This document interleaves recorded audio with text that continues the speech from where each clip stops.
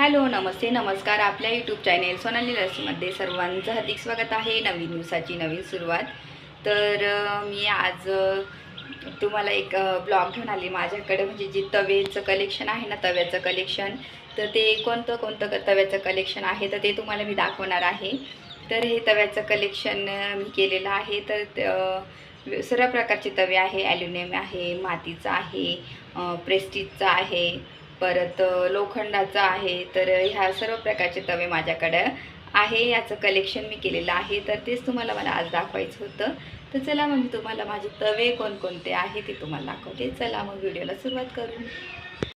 तर प्रत्येक गृहिणीला कसली कलेक्शन करतात. प्रत्येक गृहिणीला आवड असते वेगवेगळ्या वस्तू कलेक्शन करण्याची. कोणाला काचेचे ग्लास असतील, कोणाला छान वेगवेगळ्या भांड्यांचे सेट म्हणा, ताटांचे सेट, डिश बाउल्स, म्हणजे प्रत्येक गृहिणीला काही ना काही असतं त्या कलेक्शन करत असतं. तसंच मी पण एक कलेक्शन केलं आणि ते आहे तव्यांचं. तर तवे खूप वेगवेगळ्या प्रकारचे मी घेतलेले आहे.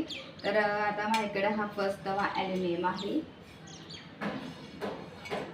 हा ॲल्युमिनियमचा तवा आहे.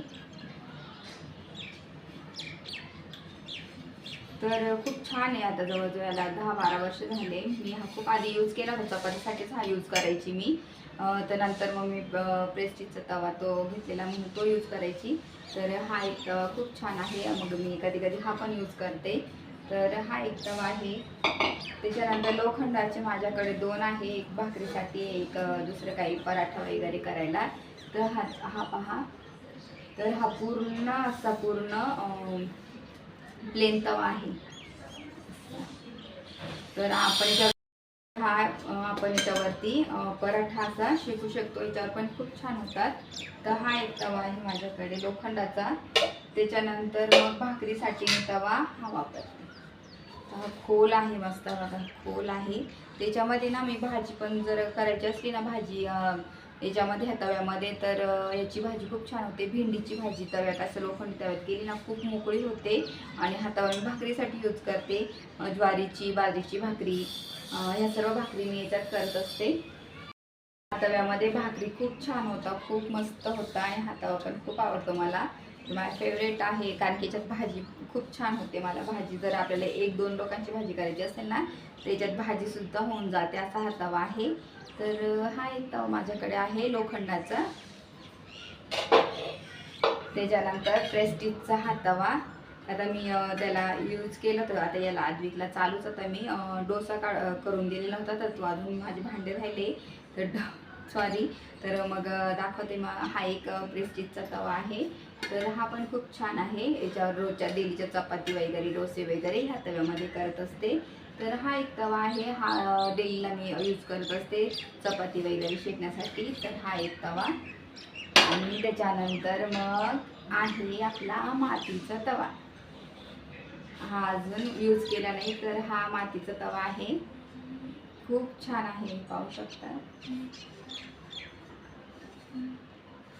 आणि हा तवा पण खूप छान आहे. याचं यूज आता मी फर्स्ट टाइम हा तवा यूज करणार आहे. मी घेतला तेव्हा याचा व्हिडिओ आय थिंक शेअर केला होता. मी याला ना भिजवून ठेवलेलं होतं, तेल लावून 1 दिवस ठेवलेलं होतं ह्या तव्याला. तर बघू आता मी हा तवा आहे ना, याच्यावरती पोळी, चपाती म्हणा, काही चपाती करणार. तर हा मातीचा तवा मी यूज करणार आहे. तर याच्यावर कशा प्रकारे, आता मी पण फर्स्ट टाइम यूज करते, तर हा मी तुमच्यासोबत शेअर करेल. याचा रिव्ह्यू कसा आहे, याच्यावर कशा चपात्या होत्या काय. याला छान हँडलसुद्धा दिलेला आहे, पाहू शकता हँडल. आणि हा तवा मला मी ना असं शाळेतून येत होती, अगदी मला हा तवा तुम्हाला म्हणाल तर किती रुपयामध्ये घेतला. तर हा मी तवा 50 रुपयामध्ये घेतला होता. फक्त याची प्राईस 50 रुपये होती. तर हा तवा मी घेतलेला आहे. तर बघू आता. तर ह्या तवाचं रिव्ह्यू देईल मी तुम्हाला. तर याच्यावर चपाती करेल, कशा चपात्या होत्या काय ते तुमच्यासोबत शेअर करेलच मी. तर हा एक तवा आहे माझ्याकडे. तर हे सर्व तव्यांचं कलेक्शन आहे माझ्याकडे. हे सर्व तवे माझ्याकडे असे आहेत ह्या प्रकारची. तर आता मी याचा रिव्ह्यू तुम्हाला देणारच आहे. लवकर बघेल संध्याकाळी. मी आता मस्त याच्यावर चपाती करून बघणार आहे आणि ते सुद्धा तुमच्यासोबत शेअर करेल. तर मागच्या तव्यामध्ये चपात्या कशा होतात ते सुद्धा मी तुम्हाला दाखवेल. तर चला मग नंतर मी तुम्हाला डिरेक्टली त्याचा रिव्ह्यू देईन. तर इथं पाहू शकता मी तवा वॉश करून घेतला. मातीचा तवा आहे आपला हा. तर तवा वॉश करून झाला आणि मग मी गॅसवर ठेवून दिलेला आहे इथे. तर आता चपाती आपण बघू शेकते कशा प्रकारे. तर ह्या तव्यावरती आता कशा प्रकारे आपल्या नॉर्मल तव्यावर जशी पोळी शेकतो तशीच तव्यावर शेकते का नाही आता आपण बघू. मी तेल टाकून घेतलेलं आहे तव्यावरती आणि ही चपाती आता शेकून घेत आहे. शेकून झाल्यानंतर पूर्ण तुम्हाला दाखवते कशा प्रकारे हे शेकते. आणि तवा तर आता फर्स्ट टाईम यूज करते त्याच्यामुळे मग थोडीशी पोळी हे पण चिटकली वगैरे काहीच नाही याच्यावरती. पोळी अगदी नॉर्मल पटकन अशी उचलता आले. आणि आता फक्त शेकणार आपण रोज तव्यावर जशी शेकतो त्याप्रमाणे शेकते का बघू. कारण की मातीच्या तव्यावरती सहसा मातीचं भांडं तव्यावर ठेवलं ना की काही काही मातीचं भांडं फुटताही. पण आता हा तवा आपण यूज करून बघू कशा प्रकारे शेकली जाते. कारण की नॉर्मल तव्यावरती आणि मातीच्या तव्यावरची काय फरक जाणवतो हे मी तुम्हाला दाखवते.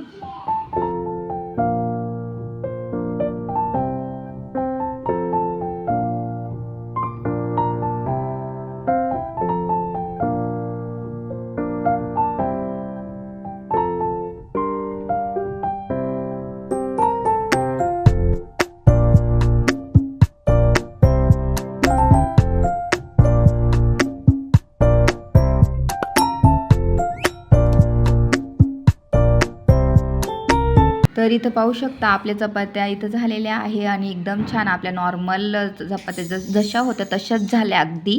तर तुम्ही पाहिलंच मी चपात्या केल्या तव्यावरती. मातीच्या तव्यावर तर खरंच आपण जे रेग्युलर तव्यावर करतो ना सेम तशा चपात्या झाल्या आणि छान मस्त पण शेकल्या गेल्या. इतक्या छान झाल्या ना. तर तुम्हाला पूर्ण दाखवली चपाती शेकलेली सर्व. आणि तवा पण यूज करायला मी तेल टाकून यूज केलं. जसं तव्यावर थोडं तेल टाकून चपाती भाजते त्याप्रमाणेच केलं. तर खरोखर इतकं छान झाली ना मला वाटलं नव्हतं. आणि फर्स्ट टाईम मी पण केला ह्या मातीच्या तव्यावर आणि अगदी हा तवा मी 50 रुपयामध्ये घेतला होता. तर छान झाल्या चपात्या. मला पण खूप भारी वाटलं आज. तर छान आहे मातीच्या तव्यावरती पण पोळ्या करायला. तर तुम्हाला पण घ्यायचं असेल तर तुम्ही घेऊ शकता. खरंच छान होतात. तर चला मंडळी आजचा व्हिडिओ इथंच एंड करते. हा व्हिडिओ आवडला असेल तेवढी जास्तीत जास्त लाईक करा, शेअर करा, सबस्क्राईब करा. तोपर्यंत तुमची काळजी घ्या. भेटे नेक्स्ट ब्लॉगमध्ये. तोपर्यंत बाय.